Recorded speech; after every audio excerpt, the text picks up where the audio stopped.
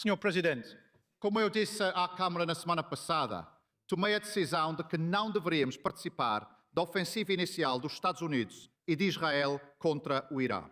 O líder da oposição me atacou implacavelmente por essa decisão. Ela disse que o Reino Unido deveria ter se juntado aos Estados Unidos e a Israel nos ataques ofensivos iniciais. Senhor Presidente, então ontem, diante das consequências económicas, a líder da oposição abandonou totalmente sua posição. Ela disse à BBC: eu nunca disse que deveríamos nos juntar. Ela disse à BBC: eu não disse que deveríamos ter entrado. Com os Estados Unidos, isso é a maior de todas as mudanças de posição. A decisão mais importante que um primeiro-ministro tem que tomar é se deve ou não levar o Reino Unido à guerra.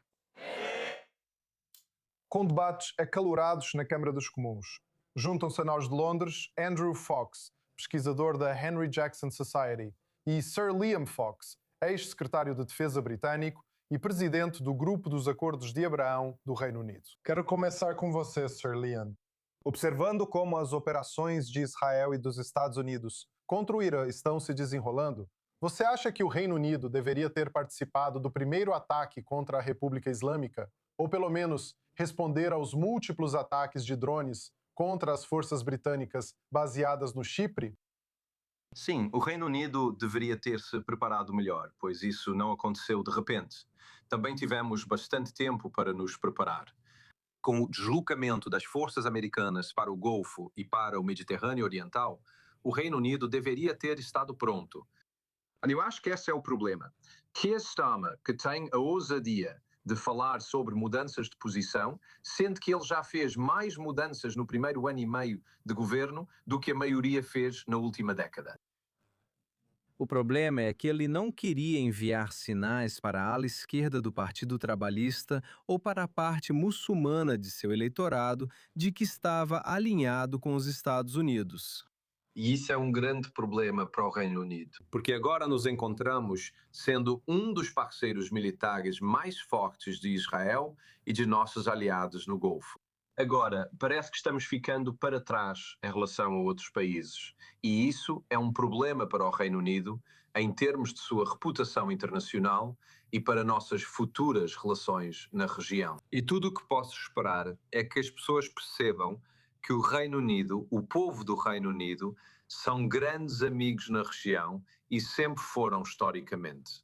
Mesmo que o governo de Sua Majestade, neste momento, seja fraco e incapaz de fazer qualquer coisa além de ficar em cima do muro. Então, Andrew, quero ir voltar para você agora. O passado é passado. Mas e agora? O Reino Unido deveria se envolver militarmente contra o Irã? Estou inclinado a dizer não, pois a Força Aérea de Israel e os porta-aviões dos Estados Unidos no Golfo já controlam essa questão. Não tenho certeza do que as forças do Reino Unido poderiam acrescentar agora, além de um gesto diplomático de apoio. Vale lembrar que os americanos passaram o último ano nos dizendo para assumir a responsabilidade pela segurança da Europa. Infelizmente, há outra guerra muito mais próxima do Reino Unido e da Ucrânia, sendo nossa prioridade de defesa atualmente. Devemos focar em proteger o Alto Norte e o flanco leste dos Estados Unidos, assim como o nosso flanco norte. Precisamos garantir que temos solidariedade com Israel e com os Estados Unidos, mas também precisamos garantir que não tiramos o foco da Ucrânia. E isso realmente precisa ser nossa prioridade neste momento.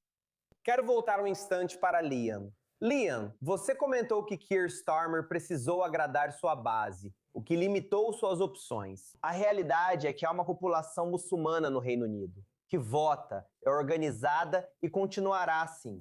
Também existem círculos mais amplos de pessoas, nossos círculos mais amplos de pessoas, que são céticos em relação aos Estados Unidos. Dada essa opinião pública, o que os governos britânicos podem fazer a médio e longo prazo quando estiverem em situações semelhantes no futuro? Quando os Estados Unidos tomam alguma ação, parte do público hesita. O que o governo britânico pode fazer diante dessa opinião para promover os interesses da Grã-Bretanha? Nunca devemos confundir o nível de voz das minorias com o da maioria. Temos o quê? Aproximadamente 16% da população do Reino Unido que não é tão britânica, se você quiser colocar dessa forma. E devemos reconhecer que não podemos ser manipulados pela opinião das minorias, porque eles podem ter um impacto desproporcional em cadeiras disputadas em uma eleição geral. Precisamos tomar as decisões corretas. Como Margaret Thatcher costumava dizer, pode haver decisões impopulares, mas elas podem ter consequências populares se acertarmos. E precisamos fazer a coisa certa. É absolutamente verdade que nossa prioridade na Europa é a guerra na Ucrânia. É isso que ameaça os próprios valores que a OTAN representa. Infelizmente, não podemos escolher isso. Ter um conflito em uma região que exige atenção não nos permite ignorar outro conflito. Isso tem impactos diretos na nossa segurança nacional e na segurança nacional dos nossos aliados. A Grã-Bretanha tem um envolvimento e uma reputação de longa data no Golfo e precisamos continuar com isso. E não estou dizendo que deveríamos ter participado da onda inicial de ataques. Como foi dito perfeitamente, os Estados Unidos e Israel são mais do que capazes de lidar com isso. Mas deveríamos estar dando nosso apoio político e nosso apoio militar secundário aos acontecimentos na região. Para mostrar que estamos absolutamente solidários com nossos aliados ao enfrentar um dos regimes mais perversos e cruéis do mundo. Que está absolutamente em oposição a todos os valores que o mundo civilizado pode ter. Espero que ninguém fique tonto com a troca, porque Andrew quer trazer essa questão para você. Em termos de estratégia militar, como você está vendo o que está acontecendo no Irã agora? Bem, veja, tudo depende do objetivo final. Isso foi articulado de forma relativamente clara.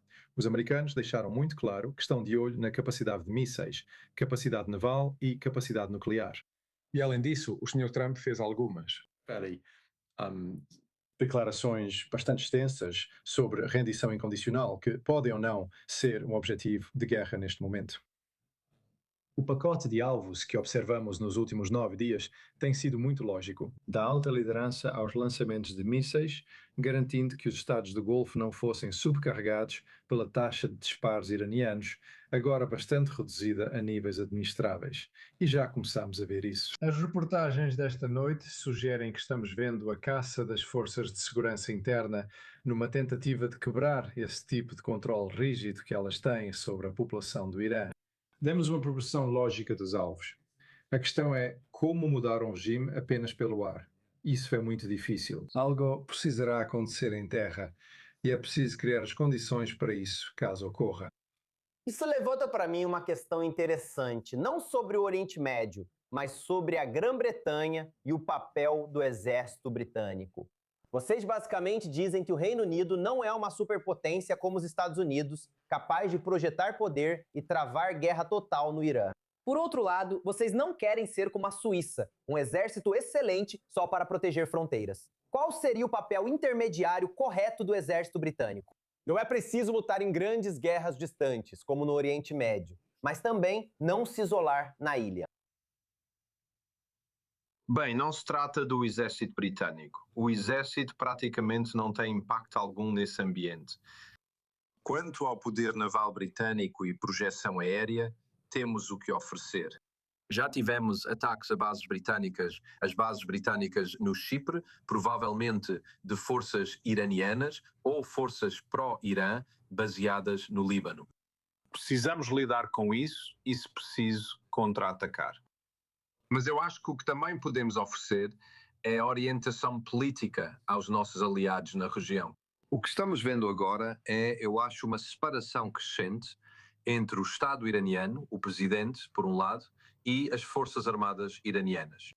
E, por outro lado, a teocracia que trouxe devastação ao Irã e terror à região mais ampla. E eu acho que o ponto-chave aqui é se os Estados Unidos e a coalizão israelense, auxiliados, espero, por seus aliados, podem realmente pressionar esse câncer teocrático no Irã para conseguir diminuir sua capacidade de fazer guerra e espalhar o terror, enquanto deixam o restante do Estado iraniano intacto. Isso é algo muito difícil de fazer e, como o meu colega acabou de dizer, é mais fácil falar do que fazer.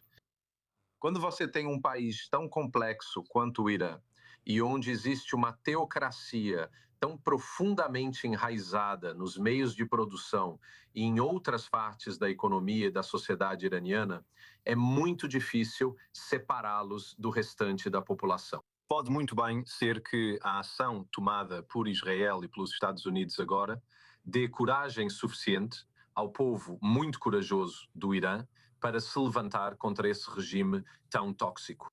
Mas pode muito bem ser que seja necessário mais de uma onda para conseguir isso, se é que isso realmente é possível. Andrew, qual a sua opinião? Bem, em termos de avançar a partir daqui, eu suponho que o cenário económico é algo que realmente precisa ser observado. Os preços do petróleo têm variado muito, com os mercados entrando em pânico.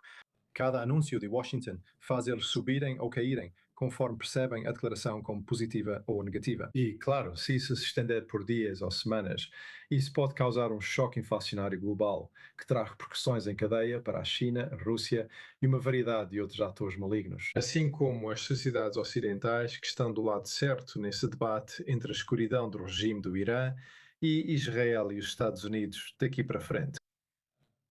Mas nós temos que, sabe, eu concordaria com os comentários de Celia. É sobre o compromisso de realmente fazer uma diferença concreta para o regime iraniano e para o povo do Irã. E a capacidade do regime de controlá-los e mantê-los oprimidos e sob esse jugo autoritário. Então, trata-se de encontrar um equilíbrio entre realizar isso e também ficar atento para garantir que não vamos levar o resto do planeta à falência ao fazer isso. Andrew Fox, Sir Liam Fox, obrigado por estarem conosco esta noite.